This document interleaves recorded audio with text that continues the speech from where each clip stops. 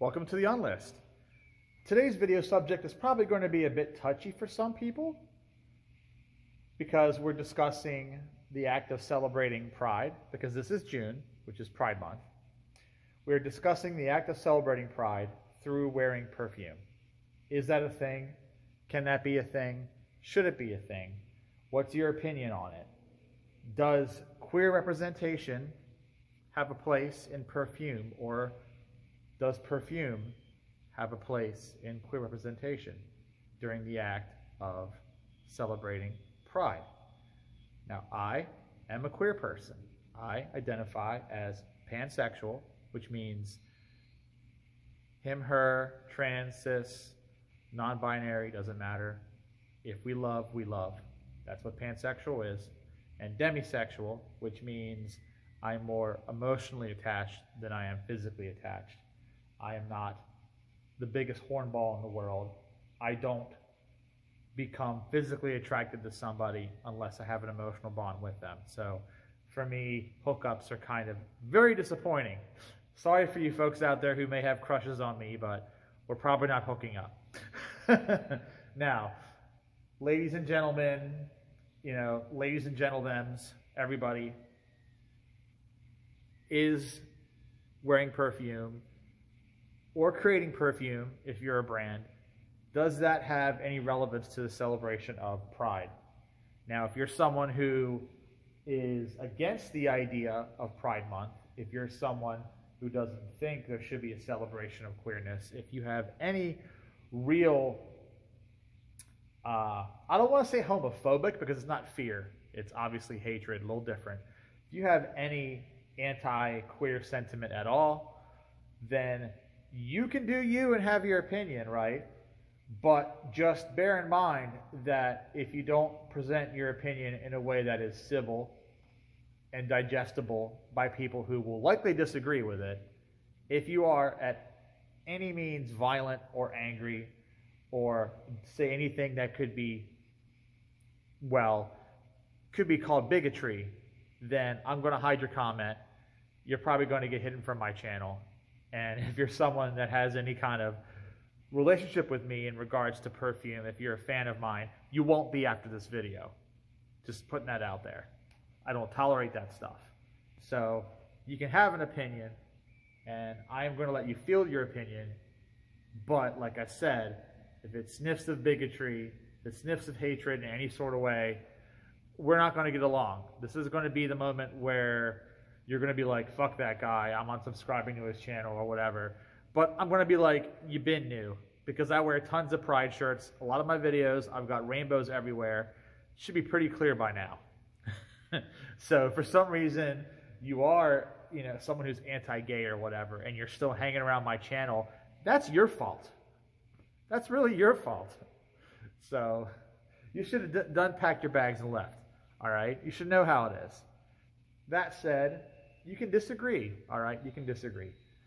All right, it's fine. There's ways of disagreeing that don't make enemies of the two parties disagreeing. Now, there are some fundamental things like human rights, obviously, the right to exist, access to food and shelter and medicine, things like that. Those kind of things, if you disagree with me on those, we can't talk. We are literally at each other's throat at that point. That just makes sense. Saying someone doesn't have the right to exist is kind of a deal breaker for most relationships. You tell the other person, I don't think you have the right to exist. You should be dead. Well, I guess we can't be friends, because if you think I should be dead, how can we be friends? There's no way of having civil discourse at that point. There's murderous intent in those eyes, right? Murderous gleam. The knife comes out. Yeah, I'm not hanging around someone like that. I'm not getting Jason Voorhees, okay? That's not happening. I'm not getting Freddy Krueger, right? I don't let people who want to kill me talk to me about perfume. Doesn't make sense. That's just called self-preservation kicking in right there, folks. So back on topic. Now that you know the rules of the game and you will play by the rules, or I will kick you out. Should there be a place in the celebration of Pride? If you celebrate Pride, should there be a place for perfume? Hot take, But I think, not really, no. I don't think it's wrong. I don't think it's wrong.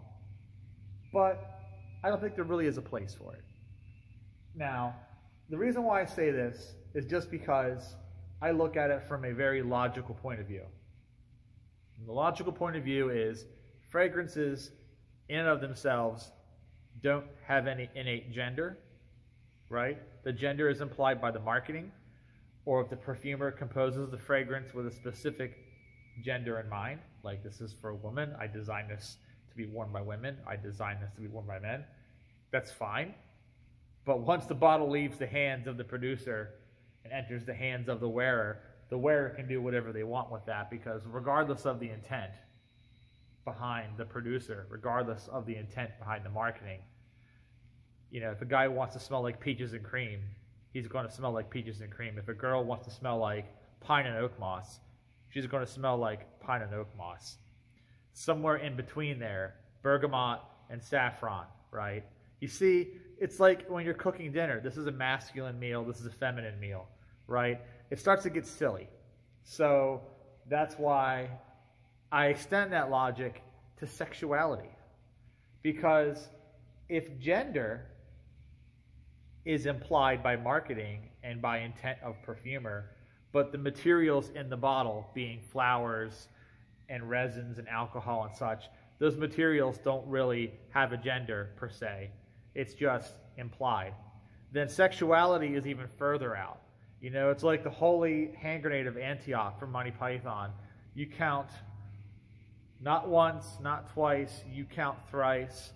If thou countest to 4, thou hast gone too far, and 5 is right out, right? Well, see, in my opinion, just my hot take opinion, gender is 4. 1, 2, 3, the perfume smells nice. 1, cap comes off. 2, you spray it. 3, you enjoy the way it smells. You put on your clothes. You go about your day.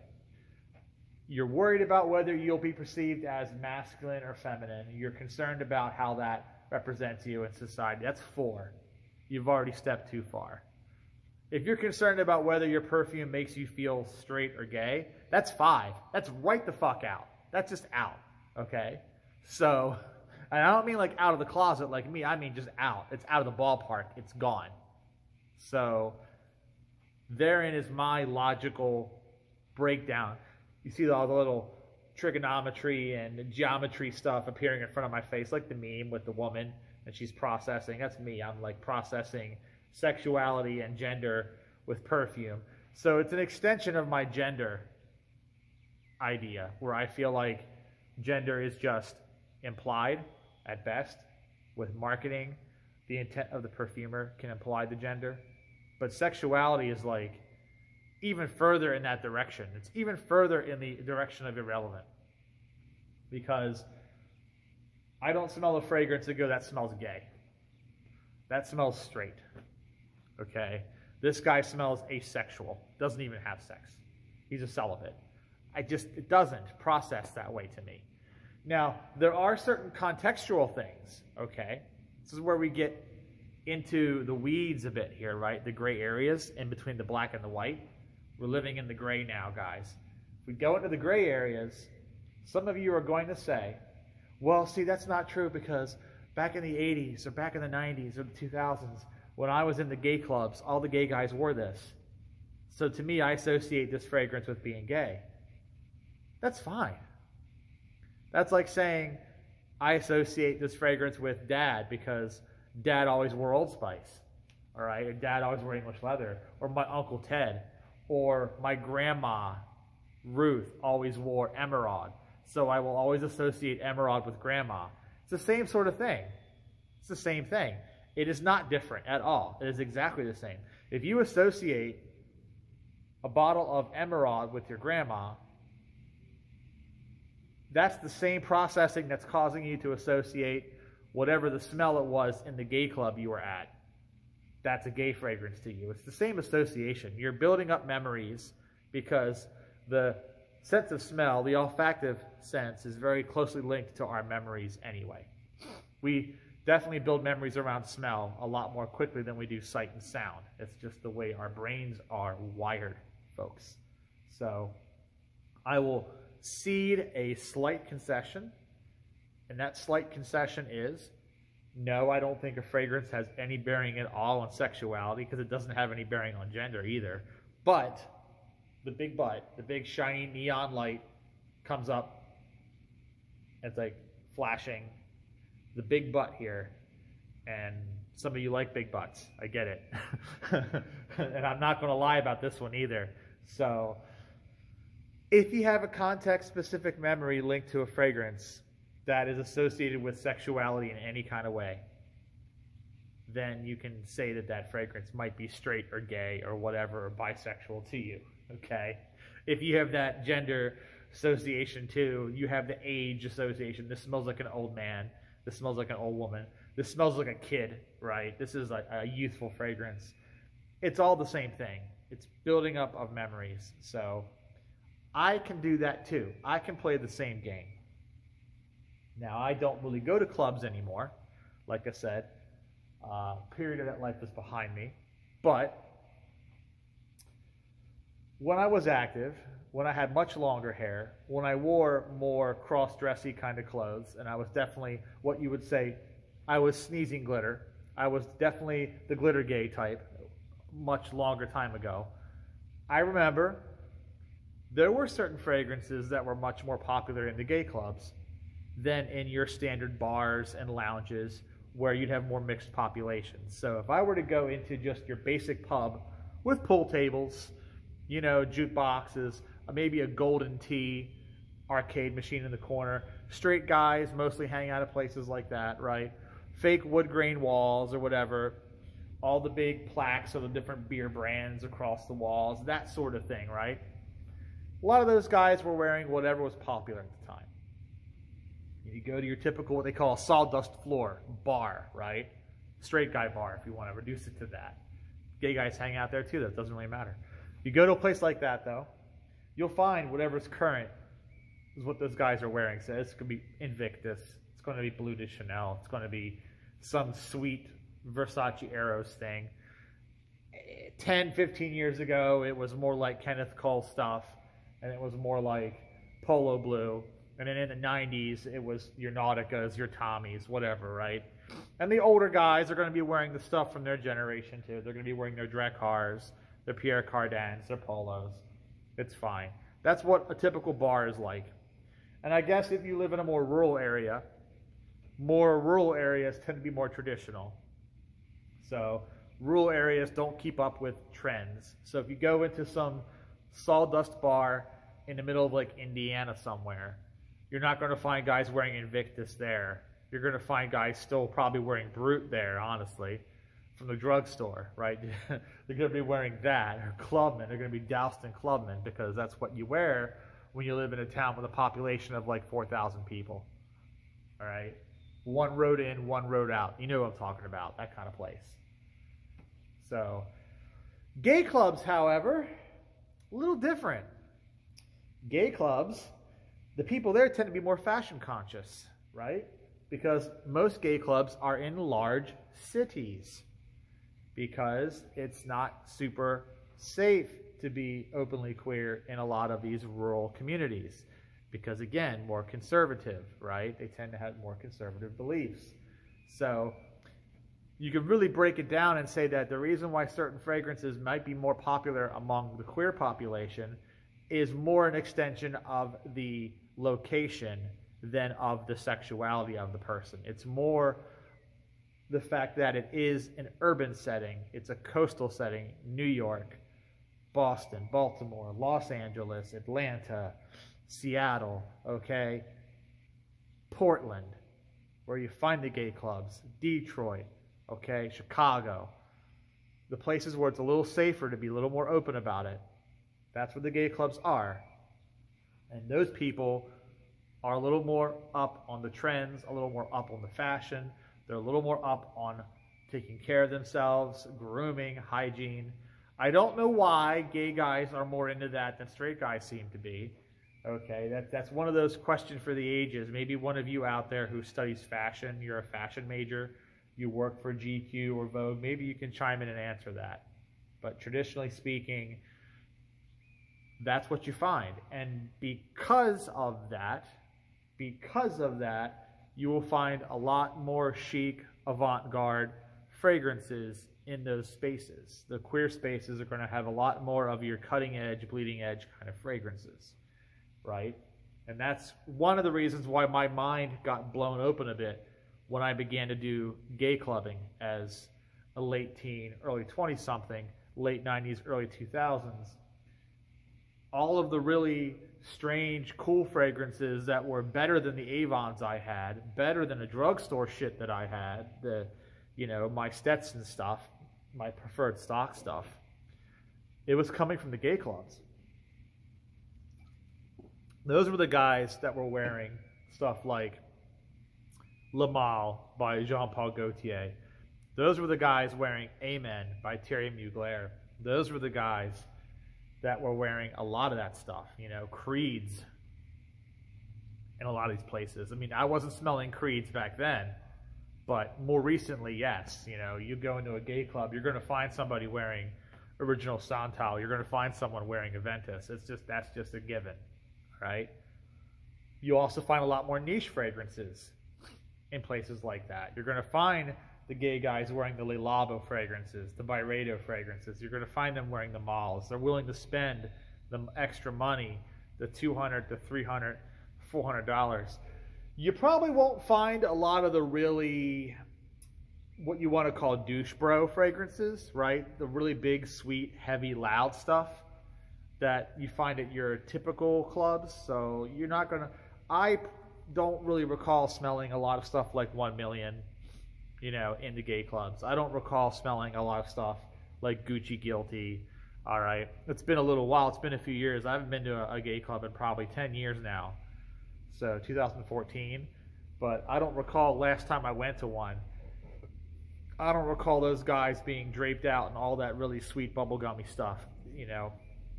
You're actually more likely to find that in the straight clubs. So once again, your experiences will vary, but by and large, the fragrances in and of themselves don't really communicate, unless they're trying to, right? They don't really communicate sexuality. Some of you are going to say, but hey, Jean-Paul Gaultier and all the little torso balls, and the little bulge, right, the little penis bulge, that's like as gay gets, right? And I'm like, maybe, but the women's bottle has tits. Classique, Jean-Paul Gaultier Classique, got boobies on that one.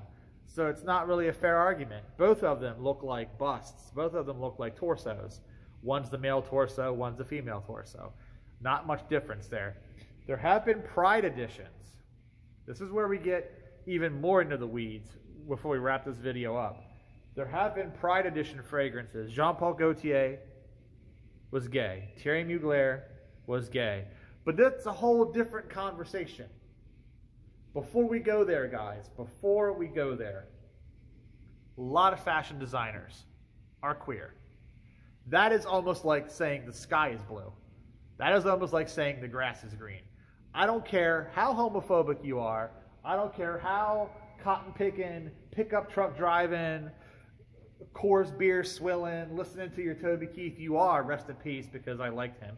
But point is, I don't care how far up the ass of the GOP you are with that stuff. You are an abject moron if you don't realize that fashion designers, by and large, are queer and have been for a very, very, very, very long time. Okay? Hubert de Givenchy was queer. Okay? So he was very much openly about it too. Yves Saint Laurent, another one. Okay? It's a given. A lot of these guys are queer. Some of them are a little more buttoned down about it. Okay? Some of them are a little more buttoned down about it. Giorgio Armani, gay. Okay?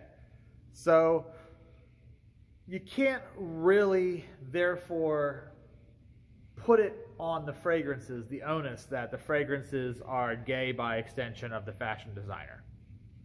Because the fashion designer has to choose whether he or she or they want to put their sexuality on display with their fragrances. And 99.9% of them don't. There haven't been Pride editions of Armani fragrances. There haven't been Pride editions of YSL fragrances. There haven't been Pride editions of any of that stuff. But Jean-Paul Gaultier hits a little different because Jean-Paul Gaultier has always liked being openly queer about his designs, his marketing. Coco Rico, okay? Very gay. So that's just kind of the way that works. But that's the individual choice of Gaultier. That's not, because like I said, if you try to play that game, you try to paint that brush, okay, you will find that a very large section of the fashion world is queer coded. So in that case, if you take umbrage with that, buy all your clothes from Walmart, okay? Don't get any fashion stuff at all. Just REI, shop at REI, whatever. Because if you buy even a single piece of anything from Nordstrom or Macy's, chances are you're supporting a gay guy. So if that's a deal breaker for you, don't do it. But do not insinuate that the bottle of Dolce & Gabbana K is gay, because yes, they're both gay too. Surprise, they're both gay. It's just not, it's not a game of mental gymnastics you're going to win. So that's why I say that, yes, there are some instances of these Pride products coming from these designers, but you have to realize a lot of them were already gay to begin with. They're not jumping on something. They've already been. You just haven't noticed. You haven't paid attention, right? And Gaultier, like I said, Gaultier hits a little different because he chooses to celebrate, or at least did. I don't know if he's still in control of his house or not now, what his deal is. But that's just an individual case scenario. Now, I will wrap up with the idea of, since we have discussed thoroughly now whether or not wearing perfume can be done in celebration of Pride. You can tell me that yourself in the comments below. But the last question I will pose to you, do you think perfume houses should create Pride perfumes? Like I said, Gaultier has already created some, right? A couple of niche brands out there are also rolling out Pride fragrances. If you hang out on Instagram, you've already seen a couple brands on Instagram rolling out Pride fragrances. So the question is, do you think they should celebrate Pride that way? Or do you think it's exploitation? Like all the banks and restaurants and other businesses that suddenly change their logos to rainbows, put out Pride Edition salsa, Pride Edition socks, Pride Edition TV remotes, and it's one giant cash grab, right? And it feels disingenuous, and it feels false, and it feels exploitative. I don't want a Pride burger from Burger King. I don't. I really don't. I don't want Pride commercialized the way Christmas is, God forbid, and Easter, right? So, do you think there is any room for Pride-themed fragrances? Barring the ones that already exist, like I said. We can't control those. Those are already out there. The Gaultier Pride Edition Le Male bottles every year the past 5 years, there's been one. Kind of can't really do anything about it. It's a thing. But do you think that these niche brands, these other perfume-centric brands, not designers are separate, do you think they should be rolling out Pride product? Or do you think, again, it's a bit of exploitation, it's a cash grab? I will leave that up to you. I personally think it can be done in a way that's tasteful, yes. Like the Gaultier bottles, love them or hate them, they're pretty tasteful. It's a Pride sweater pulled over the chest, not a big deal. You can take it off if you don't want it on. Very tastefully done. But by and large, I feel like it's not necessary. In the same way that I feel like wearing fragrance as a way of celebrating Pride is kind of a non-point. Making a fragrance which has no gender or sexuality to begin with in spirit of Pride also is kind of a non-issue. Tell me your thoughts. This has been The Unlist. Catch you next time.